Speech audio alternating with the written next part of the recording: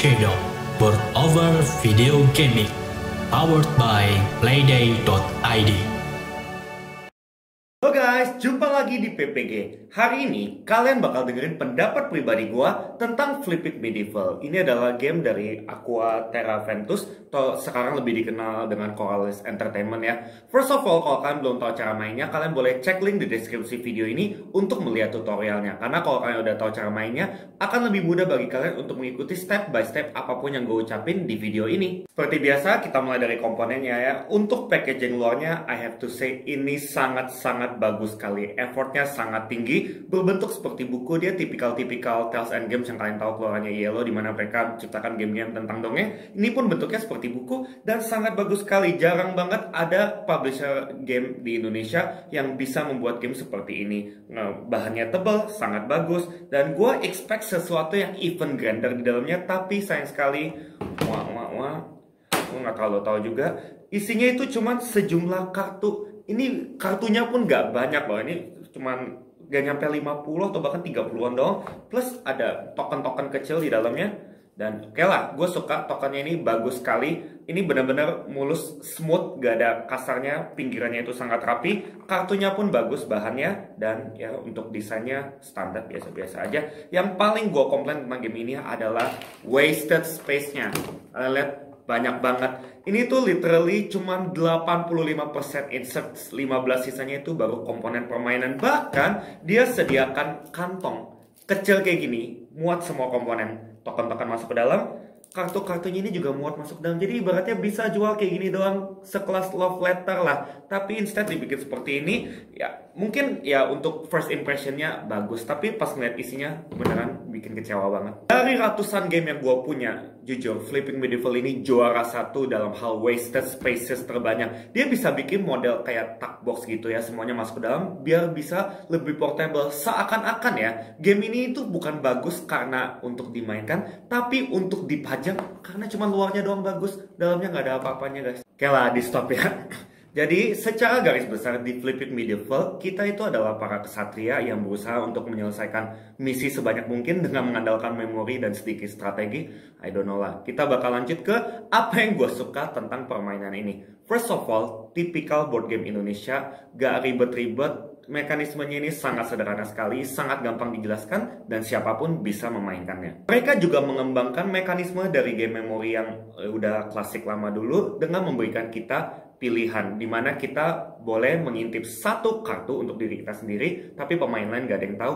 Atau kita bisa buka dua kartu, kita tahu informasi lebih banyak, tapi informasi itu pun juga diketahui oleh pemain lain, dan mereka bisa memakai informasi tersebut untuk menyelesaikan misi untuk diri mereka sendiri. Jadi ya itu pilihan buat kita. Berikutnya ada juga solo varian, dimana kita melawan waktu. Jadi kalau kalian butuh aktivitas untuk olahraga otak yang terutama untuk memori, ya ini bisa menjadi salah satu opsi lah. I think itu semua untuk apps-nya. Gue nggak tahu kenapa cuma sedikit. Yang penting gue udah sampaikan semua yang gue bisa sampaikan. Sekarang kita akan lanjut ke apa yang gue nggak suka tentang game ini. Untuk memulai, seperti yang udah disampaikan tadi, packagingnya ini benar-benar unacceptable untuk komponen yang minimalis seperti ini. Next, gimana ya cara ngomongnya? Buat gue, Flipeek Medieval ini adalah the old classic boring memory game yang disampul ulang. Mekanismenya itu benar-benar flat. Bahkan ada juga tambahan-tambahan yang dipaksakan, seperti token-token reserve. Gue nggak tahu kenapa mereka tambahin elemen itu dalam game seperti ini.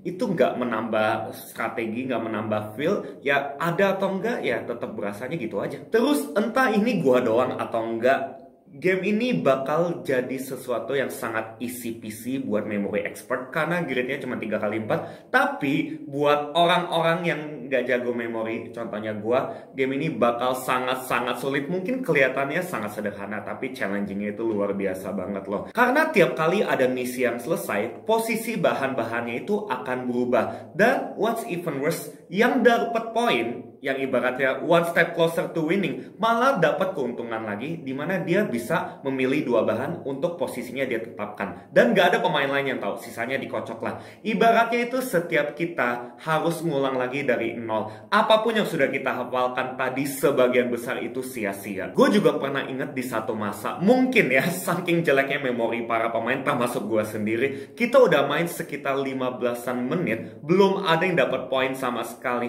Karena kan setiap kali kita kita salah menebak, kartu misinya itu kembali ke bagian bawah deck, dibuka dengan misi yang baru, memerlukan bahan-bahan yang baru lagi.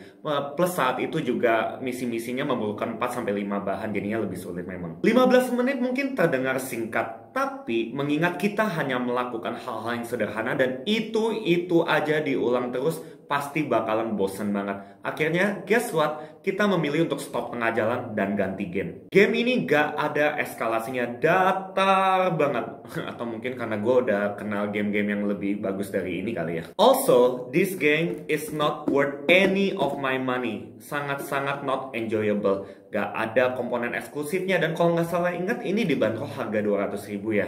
Ya kalau menurut perhitungan gue sebagai reviewer tukang kritik, mungkin 175.000 itu untuk box luarnya dan hanya 25.000 untuk gamenya. Ada banyak banget game lain di luar sana, entah yang lokal maupun yang internasional, harganya itu di bawah 200.000, tapi feel gamenya itu jauh lebih tinggi dari ini. Kalau memang suka memori, gue saranin mendingan beli game memori biasa lah, karena gak ada bedanya juga sama Flipeek Medieval ini. udah, gue stop dulu lah ya. Kalau sampai gue ngegas terus nanti bisa nabrak tiang listrik soalnya. Mungkin ada ups dan downs yang belum sempat terucap, ya just let it go aja. Kita bakal lanjut ke replayability-nya. Mungkin seperti yang bisa kalian cerna dari ocehan gue sepanjang video ini sampai sekarang, sangat-sangat rendah. Dari 1 sampai 10 itu nilainya cuma 2. Game ini akan sangat mudah dilupakan karena gak ada yang spesial, at least for my group dan mungkin sebagian besar grup lainnya. Finally, secara overall, kalau gue disuruh rating game ini antara 1 sampai 10, gue bakal kasih Flipeek Medieval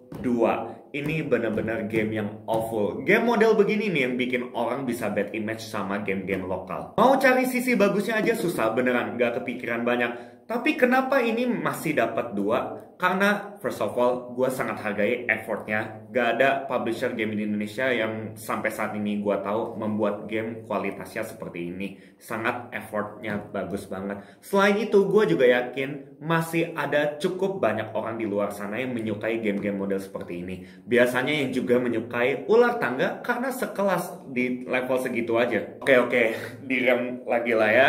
Sekian dari gue untuk saat ini. Ingat, ini pendapat pribadi gue. Kalau kalian setuju atau nggak setuju, itu terserah kalian. Gue harap tidak terjadi perdebatan di komen video ini atau di video gue yang lainnya. Bye! Sampai jumpa di video berikutnya. Keep board gaming!